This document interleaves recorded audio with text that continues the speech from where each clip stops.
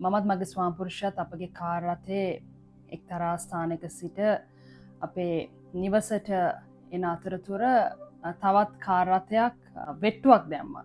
මේ අවස්ථාවේ මම බැලුවා මගේ ස්වාමිපුරුෂයා එකට එක ගියේ නෑ, තරඟ කරන්න ගියේ නැහැ. ඔහු නිශ්චලව කාර් රථය පදවමින් ගියා. අපි ටික දුරක් එද්දී අපි දැක්කා පාරේ මැද මිනිස්සු එකතු වෙලා තව වාහන වටේ තිබුණා. මේ අපිව හප්පන්න උත්සාහ කරපු කාර් එක පාරේ මැද නවත්තලා ඒක හැප්පිලා තවත් ත්‍රිවිල් රථයක් හප්පලා ඒ ත්‍රිවිල් එකත් ඉස්සරහා සම්පූර්ණ කුඩු වෙලා.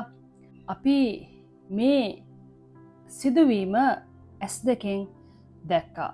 ද්විතීය කතාව 32:35 කියනවා ඔවුන්ගේ පය ලිස්සන කල්හි පලිගැනීමද ප්‍රතිඵල දීමද මට අයිතිය.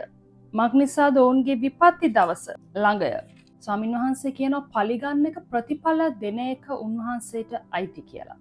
ඒ වගේම අපි අලුත් ගිවිසුමට අපි ගියාම රෝම 12:19 පවසනවා ප්‍රේමවන්තයනි පලි නොගෙන උදහසට ඉඩහරින්න මක් නිසාද පලි ගැනීම මාගේය. මම විපාක දෙමේ ස්වාමින් වහන්සේ කියන සේකයි ලියා තිබේ. ලියලා තියනවා කියලා කියනවා. අලුත් ගිවිසුමෙත් ඒක මතක් කරනවා. එතකොට පලි ගැනීම අයිති ඔබට මට නෙවේ. බොහෝ වෙලාවට මිනිස්සු ඔබට නිකරුණේ චෝදනා කරනවා. ඔබ ගැන වැරදි කතා පතුරවනවා. ඔබව රිද්දනවා එයාගේ වචනවලින්, එයාගේ ක්‍රියාවලින්.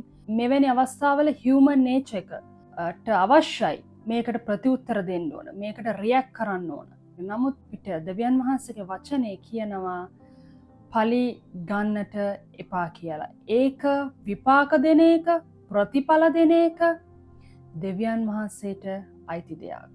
ඒ වෙනුවට ඔබට තියෙන්නේ ප්‍රේම කරන්න, සමාව දෙන්න, අමතක කරන්න සහ නිහඬව බලාගෙන ඔබ දෙවියන් වහන්සේගේ දරුවෙක් නම් උන්වහන්සේගේ යුක්තිය සාධාරණය ඔබට තියෙනවා. මම ගිය මාස සිදු අත්දැකීම ඔබත් එක්ක බෙදාගත්තේ මේක වරදවා වටහා ගන්නට එපා. කෙනෙක්ගේ වේදනාවේදී අපි ප්‍රීති වෙන්නේ නැහැ.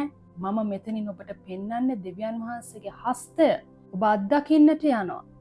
ඔබ උන්වහන්සේට ඉඩ හැරියෝ. ඔබ දෙවියන් වහන්සේගේ දරුවෙක් නම් උන්වහන්සේට උන්වහන්සේගේ කොටස කරන්න ඉඩ දෙන්න. ඔබ ඔබේ කොටස කරන්න.